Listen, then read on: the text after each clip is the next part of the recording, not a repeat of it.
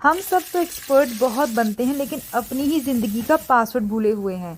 ज़िंदगी में दो चीज़ें बहुत महंगी पड़ती हैं, एक जल्दी ट्रस्ट करना और देर से समझ आना। अगर अगली वाली बात दिमाग में बैठ गई ना तो शायद कल आने वाली टेंशन से आप हमेशा के लिए बच जाएंगे। मुझे एक कमेंट ने इतना डिफरेंट कर दिया मेरी सोच के हवाले से कि शायद आपका भी सोचने का ज़िंदगी का रवैया बदल जाए। ज़िंदगी की सबसे जो गहरी थकन है वो जिस्म की नहीं बल्कि दिल और दिमाग की होती है। जैसे ही बकरा ईद आती है तो हर कोई जो ना बकरा बकरा गोश्त गोश्त पुट का गोश्त हमें चाहिए, रान का गोश्त हमें चाहिए। हर जगह गोश्त के ऊपर लड़ाई शुरू हो जाती है, फ़ोन आने शुरू हो जाते हैं कि भी फुप्पो कह रही मुझे तो रान का गोश्त चाहिए, फलाना फ़ोन करके कह रहा है हमें तो पुट का गोश्त चाहिए। हमारे यहाँ शुक्र है ऐसा कुछ नहीं होता, ना मेरी फुप्पो ऐसे फ़ोन करती है ना हम किसी के यहाँ फ़ोन करते कि हमें फ़लाना गोश्त का पीस चाहिए। इनफैक्ट हमारे यहाँ कुर्बानी और इसके पीछे जो वजह है इसके जज्बे को समझा जाता है, ना कि हर वक्त फ्रिज भरने की बातें और इस तरह की चीज़ें हों। लेकिन एक चीज़ बहुत ज़रूरी है, जो तैयारी है वो भी बहुत ज़रूरी है, वो ये कि मुस्तहिक तक गोश्त पहुँचे और आपकी नीयत अल्लाह तक पहुँचे। और वो नीयत कैसे पहुँचानी है आपने अल्लाह तक, वो आपको खुद ही पता है। मेरे ख्याल से हम सभी बहुत समझदार हो चुके हैं कि कुर्बानी के पीछे असल जो जज्बा है वो किस चीज़ का होना चाहिए और असल वजह क्या होती है। और हमारे यहाँ जो लोग गोश्त नहीं खाते, जैसे कि मेरी दादी हैं, उनको यूरिक एसिड का प्रॉब्लम है और उनको थोड़ी हड्डियों का भी प्रॉब्लम है, तो वो गोश्त नहीं खा सकती। तो इसलिए उनके लिए वेजिटेबल्स जैसी चीज़ें बनती हैं, या कोई ऐसी चीज़ जो हमारी फैमिली में बुज़ुर्ग लोग नहीं गोश्त खा सकते, उनके लिए कोई दाल सब्ज़ी या कोई इस तरह की चीज़ बनती है जो उनके लिए हेल्दी हो। मुझे इंस्टाग्राम पे ये कमेंट आया, मेरे ख्याल से कुछ लोग समझते हैं कि सिर्फ लड़कियों की लाइफ में बहुत ज़्यादा प्रॉब्लम है, या कुछ कहते हैं सिर्फ लड़कों की लाइफ में प्रॉब्लम है। असल बात यह है कि आजकल सभी की लाइफ में बहुत ज़्यादा प्रॉब्लम है। कोई रिज़्क के हवाले से परेशान है, कोई अपनी सेहत के हवाले से, कोई फाइनेंस के हवाले से, कोई किसी ना किसी वजह से परेशान है। ऐसा नहीं है कि ज़िंदगी में प्रॉब्लम सिर्फ लड़कों के लिए या सिर्फ लड़कियों के लिए। शायद वो ज़माने और थे जब सिर्फ लड़कों के लिए प्रॉब्लम्स थे, शायद वो ज़माने और थे जब सिर्फ लड़कियों के लिए प्रॉब्लम्स और थे। आज वक्त की दौड़ धूप में सभी लोग इतना भाग रहे हैं कि किसी को नहीं पता कि यार किसकी लाइफ में कौन सी प्रॉब्लम ज़्यादा है। बात यह है कि जब आपकी ज़िंदगी और आपकी खुशियाँ लोगों के साथ डिपेंड करने लग जाती है ना, उनके ऊपर डिपेंड करती है, उनके मूड के हिसाब से चलती है, जब आप उनको अपना फोकल पॉइंट बना ले तो फिर जाहिर सी बात है आपने अपनी ज़िंदगी का रिमोट कंट्रोल ही किसी और को दे दिए। तो फिर क्या फ़ायदा कि आप गिला करें, शिकवा करें। फिर कुछ लोग ऐसे होते हैं जो कहते हैं कि यार हम अपने आप को तलाश करना चाह रहे हैं। बात यह है कि आप कैसे खुद को तलाश करोगे जब आप इतने शोर में घुसे हुए, इतने भीड़ में हो। कहते हैं भीड़ में आपका साया भी आपका साथ नहीं देता। थोड़ा टाइम अलग से निकालें, रिफ्लेक्ट करें कि कहाँ आप गलतियाँ करें, कहाँ कौन सी गलती को आप सुधार सकते हैं, कौन सी चीज़ से आप लोगों से बेहतर फ़ायदा उठा सकते हैं और लोगों को फ़ायदा पहुंचा सकते हैं। ज़िंदगी की सबसे बड़ी जीत ये नहीं कि आपने दुनिया को कुछ समझाना है, खुद को समझाना सबसे बड़ी जीत होती है कि आपने खुद की लाइफ में खुद को समझना है। हम लाइफ में हर चीज़ को समझते हैं कि भाई बिल्स कैसे पे करने हैं, फ़लाना काम कैसे करना है, टमकाना काम कैसे होगा, फ़लानी चीज़ का हर चीज़ का प्रोटोकॉल हमें पता है। लेकिन हमें खुद की ज़िंदगी के बारे में अपनी ही चीज़ समझ नहीं आती।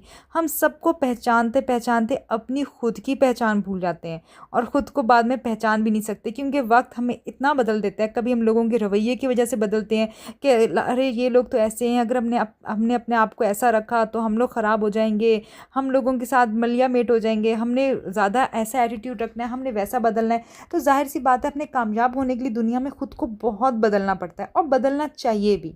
देखिए कुछ सफ़र इंसान को ज़िंदगी में करने पड़ते हैं और वो सफ़र इंसान को अपनी मंजिल तक पहुँचाते हैं।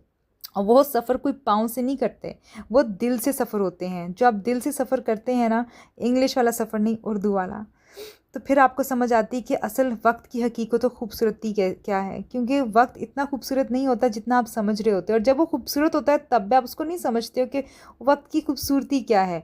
बात ये होती है कि हमें हर चीज़ बड़ी देर से समझ आती है। जब वक्त खूबसूरत होता है तो आपको उसमें प्रॉब्लम नज़र आ रही होती है, और जब वक्त में कोई प्रॉब्लम ही नहीं होती तो आपको तब भी उसमें ऐसी चीज़ें नज़र आ रही होती हैं जो आपको नज़र नहीं आनी चाहिए। बस नज़र की अपनी बात होती है, हर शख्स की अपनी नज़र की खूबसूरती, अपनी नज़र की गहराई होती है।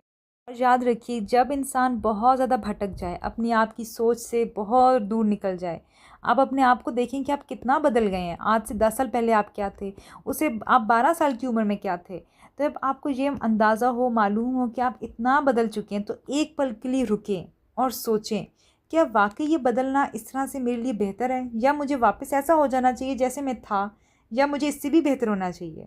एनीवेज़, बहुत सारे लोग कहते हैं कि यार रिस्क जो है खाना है, लेकिन मैं एक चीज़ ज़्यादा क्लियर करना चाहती हूँ। मुझे ऐसे भी कमेंट्स आते हैं कि रिस्क में जो है हमारे लिए दुआ करें, हमारे लिए दौलत के लिए दुआ करें। दौलत तो हर शख्स को मिल सकती है और यकीनन सबको मिलनी मतलब दुआ है कि सबको मिले इंशाल्लाह। लेकिन दौलत से ज़्यादा लफ्ज़ आप रिस्क का इस्तेमाल करें, क्योंकि रिस्क जो है सिर्फ खाने का नाम नहीं है, रिस्क सुकून का नाम भी है, रिस्क आपकी इल्म का नाम भी है, आपको जो ताकत मिलती है, जो आपको सेहत मिलती है, वो भी रिस्क है। तो रिज़्क के लिए दुआ करें, क्योंकि दौलत तो बहुत से लोगों को मिलती है लेकिन उनको सेहत की दौलत नहीं मिलती, उनको सुकून की दौलत नहीं मिलती। और याद रखें, जिस दस्तरखान पे शुक्र होगा वहाँ हमेशा बरकत होगी, हमेशा वहाँ पर आप जितना शुक्राना अदा करेंगे उतना ही आपका रिज़्क बढ़ेगा, क्योंकि अल्लाह ताला ने फरमाया है अगर मेरे शुक्रगुजार बनोगे मैं तुम्हें और ज़्यादा नवाजूंगा। तो यकीन मानिए बहुत सारी जो नाशुक्रियाँ होती हैं वो आपको नेमतों से महरूम कर देती हैं। खुदा ना करे कभी ऐसा हो, लेकिन हमेशा याद रखिए कि हमेशा शुक्राने में रहें। आपका दिल शुक्राने में होना चाहिए, ना कि सिर्फ आपकी ज़ुबान शुक्र शुक्र करती रहे, आपको दिल से भी शुक्राना मानना चाहिए। और कम खाना खाइए, यकीन माने वो सेहत देता है, और हलाल खाना खाइए, वो आपको बरकत देगा। जिन लोगों ने इस साल हज किया है, हमारी दुआ है कि अल्लाह मियाँ उनका हज कबूल करे, और जो हज कर रहे हैं उनके लिए आसानियाँ पैदा करे। अगले साल हम सबको इंशाल्लाह अल्लाह मियाँ नसीब करे कि हम लोग भी हज पे जाएं।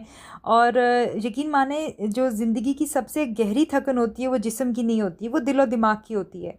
और काफ़ी लोग हैं जो हज करके आते हैं और हमें बताते हैं स्टोरीज़ कि वो कितने भारी दिल के साथ गए, वापस आए तो अजीब सा एक सुकून है उनकी लाइफ में। प्रॉब्लम्स वही हैं उधर, लेकिन उनको डील करने के एक अलग से सुकून और ताकत मिल गई है उनको, और अब वो प्रॉब्लम्स को बिल्कुल ही अलग एंगल से, अलग जाविये से देख रहे हैं।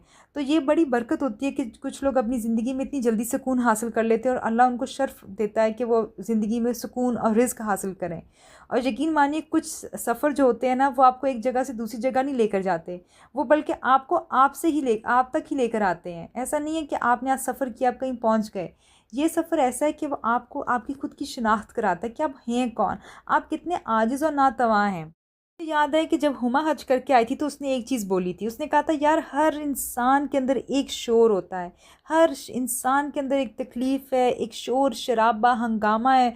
और अरफात शायद उस शोर को सुनने का दिन है, जिस दिन इंसान इतना पुरसुकून हो जाता है जब वो वापस आता है कि उसको जितनी भी बड़ी बड़ी प्रॉब्लम्स अपनी लाइफ में नज़र आ रही होती हैं, पहाड़ों जितनी बड़ी प्रॉब्लम्स, वो सब ऐसी होती हैं कि जैसे कुछ थी ही नहीं। और मिना का जो मंज़र है वो इतना खूबसूरत होता है कि वो कहती है कि वो एक्सप्लेन ही नहीं कर सकती। अगर आप लोगों ने भी हज किया है या उम्रा किया है, या आपकी फैमिली में किसी ने किया है, तो कोई इंटरेस्टिंग स्टोरी है तो हमें भी ज़रूर बताएं, जिससे हमें भी कुछ सीखने को मिले। कल आतिका मुझे कह रही थी कि तुम अपनी दादी के लिए खाना पका पका के थक नहीं जाती, अब्बू के लिए खाना बनाती हो, सबके लिए खाना बनाती हो, थक नहीं जाती। तो यकीनन कौन शख्स है यार जो रोबोट या एआई बनावे जो नहीं थकता। और ना सिर्फ खाना पकाने से आप थकते हो, साथ साथ आपने जो बर्तन धोने होते हैं, साथ साथ आपने किचन को मेनटेन करना होता है, साथ साथ आपने जो टाइम मैनेजमेंट करनी होती है, और उस टाइम के साथ साथ आपने बाकी चीज़ों को, सफाइयों को भी मैनेज करना पड़ता है। तो यकीन माने वो जिस्म की थकन तो होती है, लेकिन असल थकन होती है जब आपका दिल और दिमाग थक जाए। और उससे भी ज़्यादा इंपॉर्टेंट ये है कि आप चीज़ों को मैनेज करें, और इस सब में भी आप शुक्राना तलाश करें। आपको दुआ मांगनी चाहिए, शुक्राना अदा करना चाहिए कि अल्लाह मियाँ ने आपको सेहत दी है तो आप लोगों की खिदमत कर सक रहे हो। अल्लाह मियाँ ने आपको आपके अब्बू दिए हैं, आपकी दादी दी है, जिनकी आप खिदमत कर सकते हो। बहुत सारे लोग हैं जिनके अब्बू नहीं हैं, जो अपने अब्बू जैसे रिश्ते से महरूम हैं। तो आपको छोटी छोटी चीज़ों में आप गौर करेंगे तो आपको शुक्राना करना ज़्यादा आएगा, बल्कि आपका दिल खुद ब खुद शुक्राने में जाएगा। हमेशा मैं ये सुनती आई हूँ जब मैं छोटी थी कि यार बचपन की ईदें हमारी और होती थी, बचपन की ईदों का मज़ा ही और होता था। अब की ईदों में वो मज़ा नहीं रहा, ये नहीं रहा। हालांकि हकीकत ये है कि मज़े की तो बात नहीं है, बात ये कि ये बहुत ही रिलीजियस इवेंट है, और ये बहुत ही इसके पीछे जो बरकत और जो इसके पीछे वजह छुपी हुई है और जो आया है वो हम सबको समझनी चाहिए। और ऐसी बात नहीं कि हम बचपन की ईद को बड़ी ईद से बड़े होने की ईद से मनाएं। बात यह है कि बड़े होकर बल्कि ज़्यादा ईद का जो जज्बा हमें समझ आता है। बचपन में जाहिर सी बात है, नॉलेज आपके घर वाले सब आपको देते हैं कि हम ईद क्यों मनाते हैं, छोटी ईद बड़ी ईद क्यों मनाते हैं, इसके पीछे क्या वजह है। और सभी ईद जो भी हम मनाते हैं उसके पीछे इतनी बड़ी वजूहात होती है और उसके पीछे इतनी बरकत होती है कि हम उसका जितना भी जिक्र करें वो कम है, क्योंकि बहुत ज़्यादा उसके पीछे जो है ना अच्छे अमाल आपके छुपे होते हैं कि आप जितना अच्छा अमाल करेंगे आपको उतनी ज़्यादा उसमें सवाब मिलेगा। तो बात ये कि छोटी ईद जब बचपन में होती थी, मैं छोटी होती थी, तो मुझे बल्कि तब ईद इतनी मज़े की नहीं लगती थी, क्योंकि तब होता था हम उन रिश्तेदारों से मिलते थे जिनका हमें नामो निशान और पता भी नहीं होता था कौन से रिश्तेदार हैं। क्योंकि ईद का जज्बा ये होता है जिन लोगों से आप कभी मिले नहीं उनको मिले, जो बहुत दूर के फासले पे रहते हैं। क्योंकि होता है ना, आप लाहौर के रहने वाले होते हो, आपको गुजरांवाला जाना पड़ता है, आप साहिवाल को जाना पड़ता है या आपको अपने लाहौर शहर में रहते हुए दूसरे शहर जाना पड़ता है। तो ईद वाले दिन आप ऐसे तमाम रिश्तेदारों से मिलते हैं जहाँ आपने अरसे से नहीं मुलाकात की होती, और आप हर तरह के गिले शिकवे भी भुलाते हो उनके साथ। कहते हैं ना कि जब छोटी ईद आती थी तो सब लोग कहते थे दुश्मनियाँ भुला कर चलो मिल लो वगैरह। तो खैर एनीवेज़ वो तो बड़ी अच्छी चीज़ है कि आपको मिलना मिलाना चाहिए, लेकिन जब आप बड़े होते हो फिर आपको दिल नहीं करता कि यार आप उन लोगों से मिलो जो आपको सिर्फ, जैसे मैंने सुना है हुमा अपनी फैमिली के बारे में बताती है कि उनकी जो फूफो है वो हमेशा उसको सिर्फ सारी ज़िंदगी उसके अब्बू को यूज़ ही करती आई हैं। तो ऐसे लोगों से भी मिलने का आपका दिल नहीं करता, फिर आप दूर दूर से बस फेसबुक पे उनको ईद मुबारक लिख देते हो या उनको फ़ोन पे ईद मुबारक बोल देते हो। फिर इतनी मुलाकात पे बराबर रहती है, बेहतर रहती है, बजाय कि आप ईद पे मिलो और दिल आपके जल रहे हो या आप कीना परवर आप लोगों से मिल रहे हो और आपको अच्छी वाइब ना आए और आप अनप्लेजेंट हो जाओ। तो ऐसी जो है ना फिर आपको मज़ा नहीं आता ईद का। तो एनीवेज़ बड़े होकर फिर आप ज़्यादा टाइम इबादतों में गुजारते हो, लोगों से मिलने के बजाय वो एनर्जी आप सेव करके इबादत में गुजारते हो। एनीवेज़ मुझसे कुछ लोगों ने बहुत इंटरेस्टिंग क्वेश्चंस किए ईद के हवाले से। उनके सवाल मेरे ख्याल से इतने इंटरेस्टिंग थे कि वो कोई रिलीजियस स्कॉलर अगर एक्सपर्ट उसका जवाब दे तो ज़्यादा मुनासिब होगा। लेकिन जितनी मेरी कोशिश हो सकेगी, जितने आप कमेंट्स मेरे इंस्टाग्राम वाले अकाउंट पे कर रहे थे, जितनी मेरी कोशिश हो सकेगी मैं जवाब दूँगी।